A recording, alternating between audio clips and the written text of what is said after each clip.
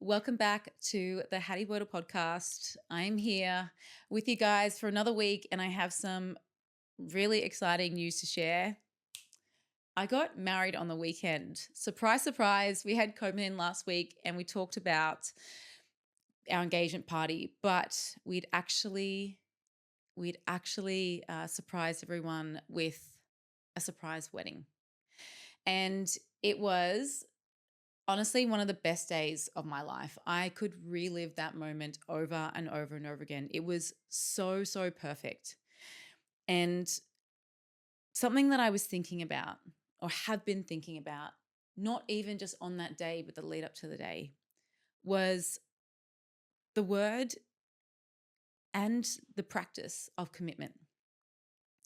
And I feel like commitment can be really misunderstood. Sometimes we think commitment is just it's excitement all the time, right?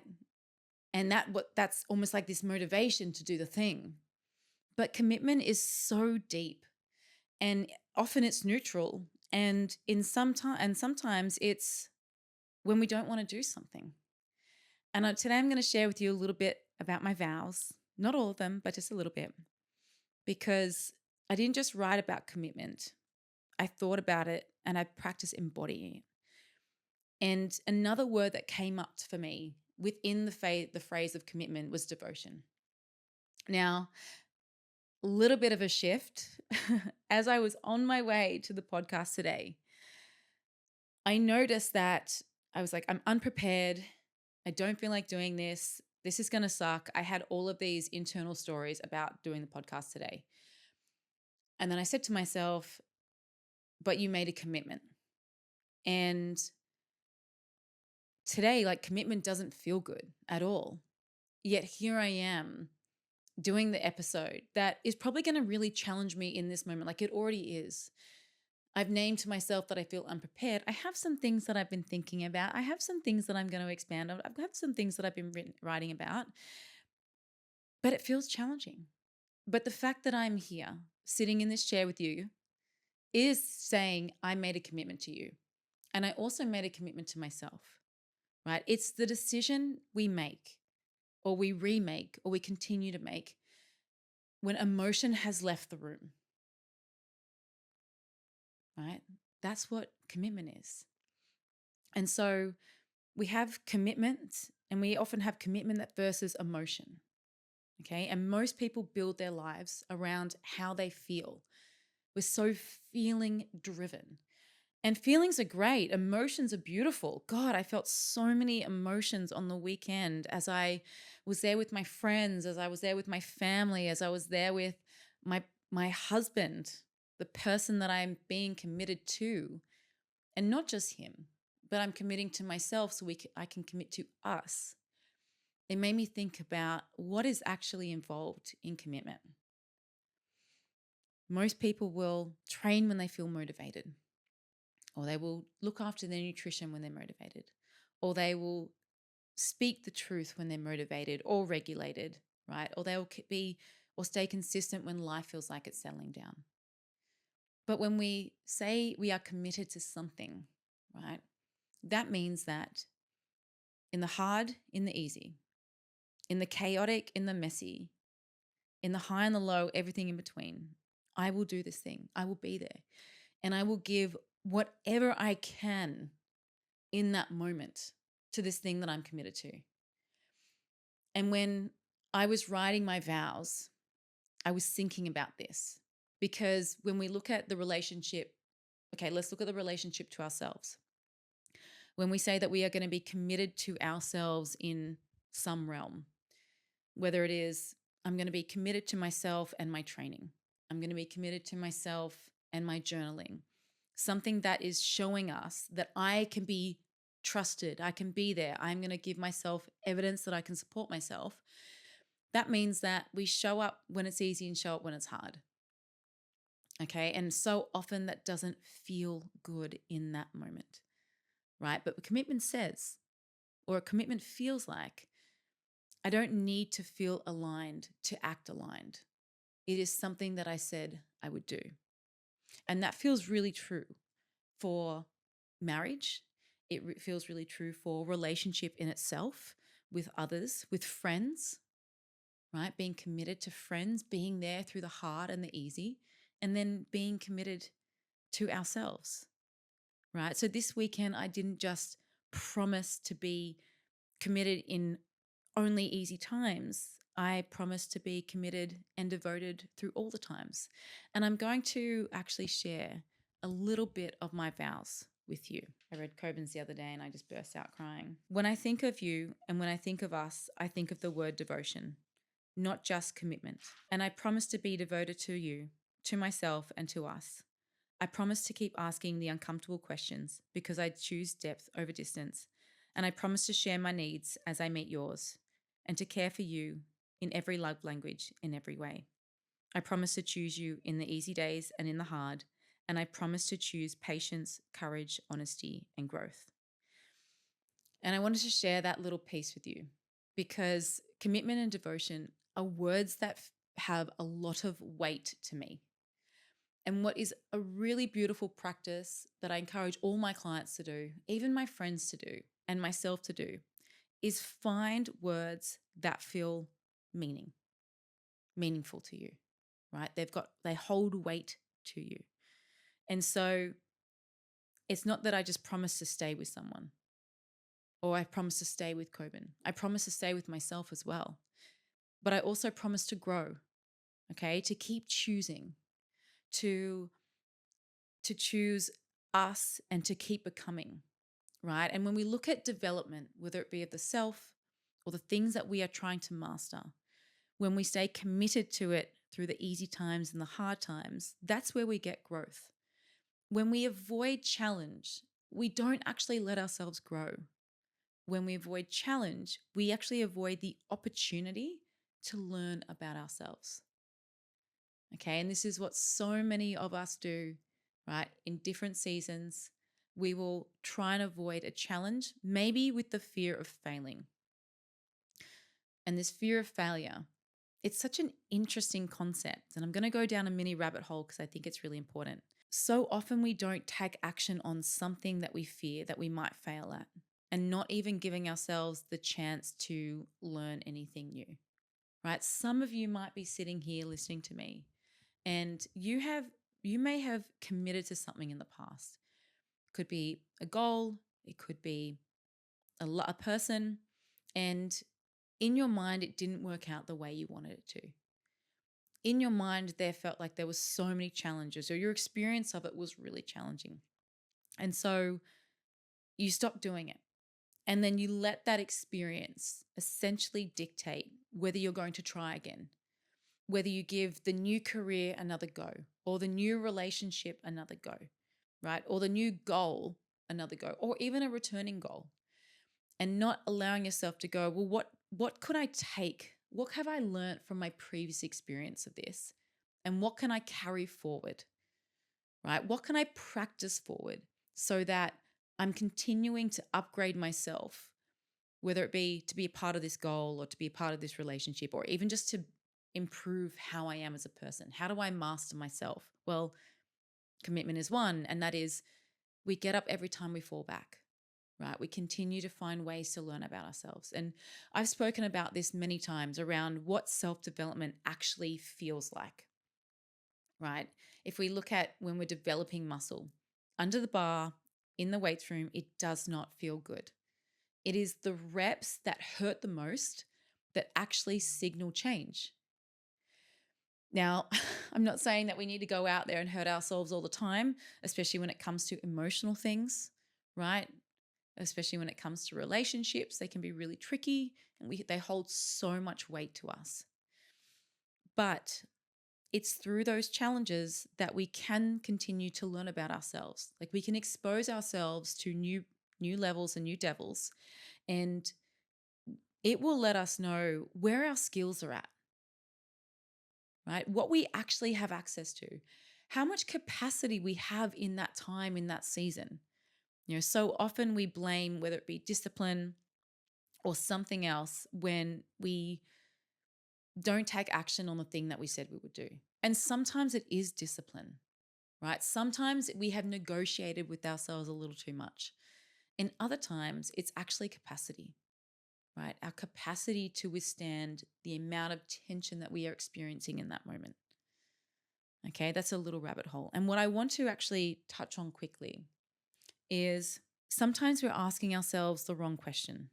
I'm going down a real rabbit hole here. The wrong question we're asking is, what if I fail? Versus, well, what if I'm successful? Like, what if I actually commit to myself in this moment for this amount of time, right? You might want to give yourself a short time frame because that feels easier on the system. What if I'm successful? Like, what if I actually truly commit to myself or my growth? What could I actually achieve instead of using, well, what if I fail? I can't do that. What if I fail?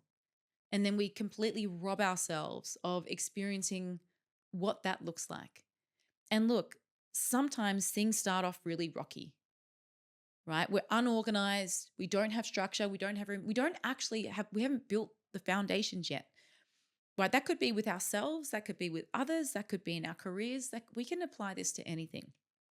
Okay. And why commitment might feel scary sometimes, again, in whatever space and place you want to put that in, is because sometimes commitment can feel like we're losing, like a loss of freedom or a loss of identity, okay, or a loss of options. But what is actually happening, or what true self led commitment can look like, is a direction, something where we actually lead ourselves, something that we actually get to curate, that we get to form, that we get to mold and design ourselves. Like that is also what commitment can look like. But again, like what we say yes to is what we say no to, or what we say no to is what we say yes to. And that's really important because if we are here to design our lives, if we're here to design our relationship with ourselves, if we're here to design our relationship with others, well, when we choose to be committed to that, we can curate that. And when I first met Coben, he was a young boy. He was 24 years old. I was 30, 31. And things were not perfect. And he was he was so young. He was just a boy, a beautiful boy. And we from the beginning chose that we would be committed, that we would work through and navigate all the challenges, and there were many, but we stayed with it. We committed to each other. And a part of that commitment was that we would communicate, that we would practice honesty, that we would practice sharing each other's needs and learning to meet them. And another part of commitment to a relationship, on a side note, is we don't have to agree. Being committed to someone in a relationship doesn't mean you have to lose yourself either. It's the opposite. It's that you stay true to you while you understand them and you learn to meet in the middle. Actually, not agreeing on everything is really healthy, and it allows conversations to come about. It allows you guys to learn about each other, okay? And that also allows each other to be devoted to our own growth and not just when it feels good, right? So often it is in challenging times. And I'm so grateful that when we got together, that was something that was important to both of us. And I actually have words from one of Coben's first ever letters to me. And I'm going to share a little bit of it because let me tell you, he has absolutely embodied exactly what he said. And it was, Hattie, I know this is just a letter and these are just words. And at the end of this day, I'm writing this as much for me as I am for you. All I want to do is live a life with you. And for you to read this letter in 50 years, and there is no longer just words, but you can feel the love where they were written with. Because I love you so much and beyond words. And he wrote that letter to me when we first got together. And he committed to those words in his actions, in his thoughts. And it wasn't, like I said, it wasn't this perfect straight line. But what we did was commit and what we did was communicate. And I think That's such an important piece, especially with long-term relationships. Now, we are 5 years in, but we have beautiful parents to model what commitment looks like. And of course, there is the flip side of, let's say you committed and you did everything you could and it didn't work out. Well, the commitment then goes invertedly into, well, I commit to looking after myself, which is I will step away from this relationship because if I stay here, I am no longer committing to my values and my integrity. So that's an also on the flip side for anyone here that's listening. Of course, like the integrity is to ourselves and the value that we keep. And it's about meeting someone else or a career or a community, right? Or a goal that does really align with ourselves. Now, I want to move this little piece into your physique training, right? When we build a body through committed practices, we're not just proud of what it looks like, we're proud of what it represents, right? We're proud that we showed up on the hard days and the easy days, when we were stretched thin, when we felt tired, when we had all these different things pulling us in different directions, right? But we were proud that we kept the promise to ourselves, right? We're proud that we built something through consistency. We're proud that we had discipline, the patience, the follow through, the perseverance. Okay. The physique is evidence of that character, right? And sometimes we have to ask ourselves when we're on this journey and when we're on this path of commitment is what is the gap that might be missing that I need to fill in? What are the practices that I know I need to do, but also that I would like to do, right? Because when we go through these lives of these journeys of commitment to ourselves, to others, to our health, to our careers, whatever it may be, we spend 99% of the time in the journey and 1% in the actual achievement of the goal. So it is important that the practices that we're doing, the way in which we commit to this thing, that we do it with practices or behaviors or habits that most of the time feel good. And when they don't feel good, we ask ourselves, well, how do I find joy in this challenge? That is something that I've always said to myself, especially when I've been in preps. I've been committed and devoted to this practice of being a champion, showing up as a champion, the greatest version of myself, the best athlete I can be.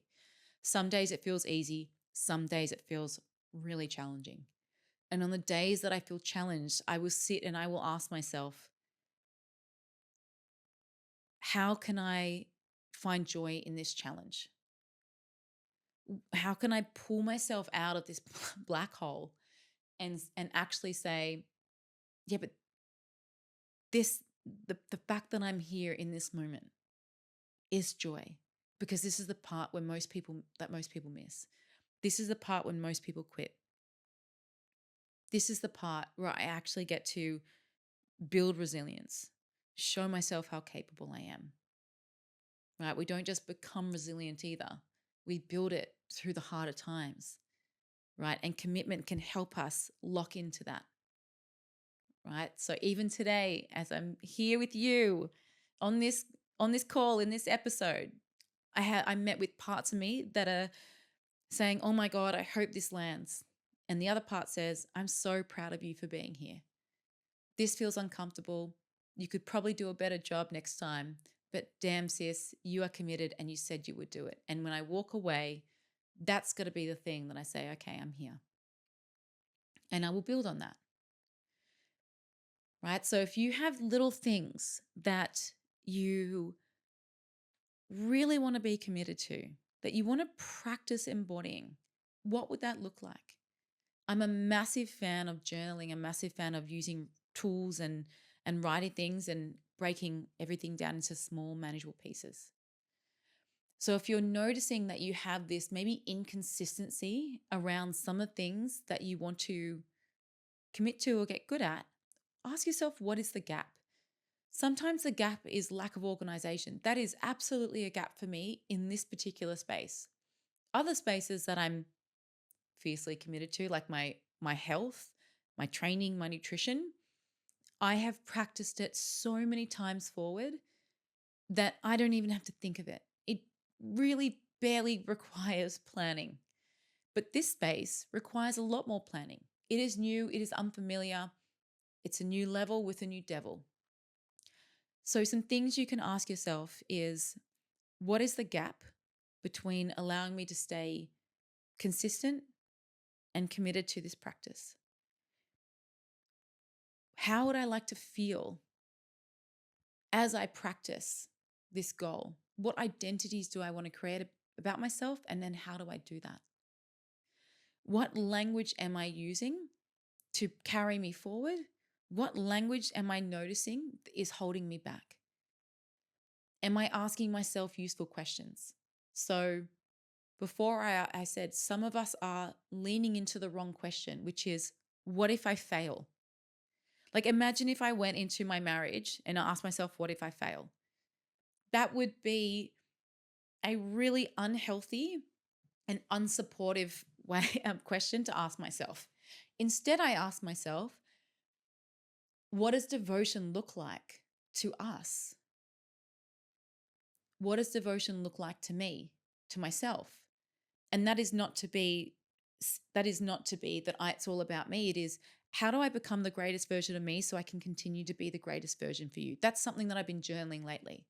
How do I be the greatest version of me so I can continue to be the greatest version of you? How can I make sure that I bring my end to the table? And that's just not in intimacy. Coben and I have many parts to our relationship. We have businesses together. We have obviously our relationship together. We have friends together. There's lots of different parts. And I want to be able to show up the best that I can, not just for him, but also for me. Right? If I show up for me well, you bet I'm showing up for him. And there's one of my favorite sayings, which is, you have to put your own oxygen mask on first before you can help others. Now, I know I've got mothers listening here going, you try and have kids and do that. And touche, I'm not there yet. I don't know what that's like. But I also work with a lot of mothers. And when I share that framework with them, they give themselves a little bit of space to do that. And they notice that when they do that, how much better they show up for their kids, but also for their partners. Right? So we have so many, we are pushed and pulled in so many directions. And then we have ourself. And it is, you're not selfish because you want to look after yourself. Looking after yourself means that you will look after others better because you have capacity to. We all know that when we've done something for ourselves, no matter how small it is, that little piece gives another bit of, like, it alleviates some pressure. And that little bit of pocket of pressure gives capacity for us to help others. Right? So the quality of our questions help us drive the quality of our answers for ourselves. Sometimes we have to stop and ask ourselves, like, what is the question that we are asking? What is the motive that we're using? Are we in a victim mentality? Are we in a growth mentality? I'm not there yet versus I am who I am. Very, very fixed. I am who I am. I am understanding who I am, and I know who I'd like to become. I'm understanding how I am. I understand how I am. I've looked inwards. I'm very aware of how I act, what I use, my strengths, things that I want to work on. And even if I've been like that for a particular time, I know that I can shift and change with either nature and nurture, environment, support, internal, ongoing growth. I know how I am, and I know who I'd like to be. Right? So that's a very growth mindset. And look, we all have moments where we go into a bit of a victim mentality. I do it. We all do it. And you're allowed to. You're allowed to feel everything. You're allowed to have all your stories. but you have to choose which ones you're going to keep. And that is a really strong part of radical responsibility. I am responsible for my thoughts, my words, my actions, and the thoughts I choose to keep, the stories I choose to tell, who I get to say who I am. Something I've shared before is I have fought for my own limitations, right? And I have been responsible for that. And I'm also responsible for letting them go. I'm responsible for making new ones. And that doesn't mean the old stories don't show up sometimes. They can and they will. And it's that we don't choose them so often. So they start really loud and over time they get more quiet because we've chosen a different story. And or we've developed evidence about ourselves that we are not that we are capable, that we do have access to discipline, that we don't have to rely on motivation, that we can be committed, that we will practice forward. Right? Sometimes when we're in these phases of self-development, when we know where we want to go, but we are where we are right now, there's like this kind of murky water in between. There's this like really uncomfortable space where we know where we are, we know where we want to be, but we haven't got all the evidence yet. We haven't practiced it enough for the place and space to feel familiar. So it's a little bit of limbo. And what we can do each day, if we choose, is we can create one little bit of evidence that is in the direction of the person that we say we want to be. So a commitment to yourself might be, and we can start super, super small, especially if you want to change habits around, exercise, getting to the gym, going out for walks, not snoozing. You can start with the smallest thing, which is the night before I go to bed, I put out my activewear. That removes one barrier of friction the next day. It's right there. It's ready for you. You get up. If you're like me, I'm out of my house in 10 minutes. I know exactly how long it's going to take me to get out of bed. I am so robotic. Get up. Your workout gear is already there. That removes so much friction. You go to the gym or you go for your walk. That's it. And then we go, that made things easy. I am disciplined. I can do it again. That system worked. Let's repeat it. Right? And we start to create these small pockets, right? And they might feel small, but guess what? They're so significant because not only are you actioning them, you're collecting a little pocket of evidence, right? And if we think of money, right, every time you do the thing that you say you're going to do, you put some money in the piggy bank, right? You're collecting credits on yourself, credit. And eventually over time, that piggy bank is full, right? And then you go, shit, I need to buy a bigger piggy bank. And that analogy of the bigger piggy bank is a bigger goal, a new level, a new devil, a new system, a new tool, right? And then we go, oh shit, this feels like a lot. Can I do this? And you might not have all the evidence about the new goal about yourself yet, but you sure as hell have evidence that you have access to discipline, that you have access to commitment, that you have been devoted, whatever the language is that you use. And so we want to stack up these wins because you're going to notice maybe you give yourself $2 on the days that you do the commitment, but you didn't feel like doing it. And actually, it's those days, the days where we have the highest resistance, because we're always met with resistance. Okay. Those days, you put in $2. They're actually giving you more feedback, more evidence that you can do the thing. Right. And I love this conversation around commitment because I think it's so important to find things about yourself, whether it be internally with someone else, to a goal, something external, internal, external, whatever it is, that you be committed to something, that you minimize how much you negotiate with yourself. Okay? Because commitments don't make you smaller. They give you direction. They actually give you something to focus on, something to contain, amongst the chaos of the rest of the world, right? It removes questioning, right? It removes the what if. It helps you build evidence about yourself, right? That you don't always need to be inspired or motivated, that you do have access to things like discipline, right? So some questions you can ask yourself from today is, what would I like to be committed to? And what does commitment look like? So if you might have a couple of different spaces in your life that you're like, I want to be committed to my training. Well, what does committing to your training look like? You might say, I'm going to commit to training 3 days a week. I'm going to commit to tracking my progress and my weights. I'm going to commit to sending off my coach one exercise video for feedback if you have a coach. Or you might say, I'm going to commit to some sort of progressive overload each week, whether that is increase the load, increase the distance if you're running, increase the rep. That's the commitment. The what and the how, they're really important. You don't necessarily have to have the why just yet, but that might be it.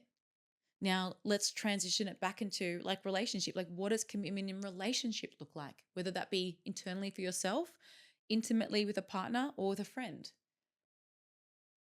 I will be honest, right? I promise to communicate with my partner around how I feel, what my needs are. I promise to kiss my partner every time I walk in the door and every time I leave. That's something that Kobe and I do. Every time we walk in, every time we leave, we kiss each other. That is a commitment. I promise to voice my needs, even when it feels difficult. I promise to put my phone away in X amount of times. These things, like getting really clear on what commitment feels like to you in your partnerships or with your kids or with family. That clarity is really important because you can always go back to it and ask yourselves, like, are you doing that? Okay, am I doing that? What about commitment internally for ourselves? One of that might be, I promise to get movement every day. Now, that's pretty broad. And actually, that's pretty flexible. I like that as a goal, that commitment. You can walk, you could yoga, you can Pilates, you can weight train, you can run, you can swim, but you will get movement. I promise to move my body every day. It doesn't have to be extreme. It doesn't have to be hard. It can be some days low and slow, sometimes hard, whatever it is. You can get more specific than that. But if you're new starting and you want to make a commitment, movement every day, it gives you some flexibility in what that might look like. You might commit to yourself to journaling or doing one reflection each week, a check-in with yourself. What have I learned about myself this week? What are the things I followed through on? What am I avoiding, right? What am I scared of? What am I noticing? What am I looking forward to? What does commitment to yourself look like? And then get really clear on that. Hey, even ask a girlfriend, can we do this commitment practice to each other each week? We sit together, we have a coffee, we write our commitments. You might share something with each other. That is a really beautiful practice, by the way, to do with your partner. Something that comes up, a lot of questions that come up for me, and I'm so far from a relationship expert in any way. But commitment, let's come to commitment of self and commitment of each other is, growing. And something that is very important to me is continuing to self-develop for myself and for Coben, right? Because I want to grow. I never want to stop growing. I never want to stop learning. I want to flourish as a human being, and I want him to flourish with me. Now, we can't make anyone do anything. He doesn't make me do that. I don't make him do anything. I lead by showing, right? I lead by asking the questions, getting him on here, communicating, writing, encouraging. But at the end of the day, we can't make anyone do anything. I can't make you do anything. I can't make my clients do anything, but I can give people choices. I can lead by doing and showing, but I actually can't make anyone do anything. And it's the same for you. One of my favorite sayings is, you can't make a flower grow faster by pulling on it. And it's such a beautiful, when I share that, it's such a beautiful imagination of what that might be. We can only give people a fertile garden to grow in. And a fertile ground to grow in starts with us, right? And our self regulation. So, yes, are we checking in with ourselves? Like, if we're dysregulated, that is not a fertile place for our kids or our partner to grow in. They will become dysregulated because we're dysregulated. So this is a really important piece of why we do practice commitments to ourselves, so that we can expand our window of tolerance and build our capacity, and also look after ourselves, because we are so important. But a beautiful practice to do with a partner, if they're not big at speaking, get them to write and say, I want to continue to learn about me, and I would love for you to continue. I'd love to continue to learn about you, and I'd love for you to continue to learn about me. Can we do this practice once a week? Can we sit in nature or sit together, right? Whether it's on the beach, in nature, it might be even just your favorite room in the house. It could be anywhere, but it is something that you do together, where you come up with the questions that you both write and you share. Right? That's something I love, writing letters to Coben, and I love when he writes me letters. And that was not his favorite thing to do when I first met him. Trust me, it was not. He didn't think that was going to be a part of his love to me, of course. But now he writes to me without, like, just because he writes to me, and that's beautiful. Not everyone's like that, right? So we have different ways of expressing love, but if we want to continue to evolve with our partner and keep each other updated with how and where we are, doing little things like this is so important, right? Again, you can do it through conversation if you love chatting. You can do it through writing if you enjoy writing. And it's something that you guys do together, and you create your own questions that you use and you share. Right? One of my favorite questions to ask people is, what have you learned about yourself lately? And I ask my best friends, I ask my partner, I ask my mom, I ask clients, colleagues, I ask everyone that question. Every so often, I want to know, like, what have you learnt about yourself? And it's a question that we can ask ourselves, so we can go inward and ask that to ourselves, but it might be something that we can ask our partner as well. So, finding little pockets of intimate moments that you can do with your partner or your best friends, relationships that are important to you, even with yourself, taking that time, that 15 minutes on your own, sitting in the sun, having a cup of tea or a coffee, and really getting to continue to know yourself. And sometimes it's really heavy, and sometimes it's really light, and sometimes it's not much at all, right? But that little check-in process is something that we can do to even just get ourselves to be updated with where we're at. So I hope what I've shared today has been somewhat useful. Commitment is a really beautiful word. Devotion is probably one of my favorite words, but both of them contain and hold a lot of weight to me. I hope those words can be useful to you. I hope what I shared was also useful. Please let me know if there was particular questions that really landed for you about this practice. And if you would like me to share any other journaling prompts, please let me know. I'm always one message away. I am going to wrap up this episode. I'm going to keep it nice and short and sweet. And of course, if you enjoyed this, please let me know. Give me a thumbs up, a like, write some comments, share it with your friends. Also express it to me. I love, love, love talking to you guys. And remember, everyone, we have two hands, one for helping ourselves, one for helping others.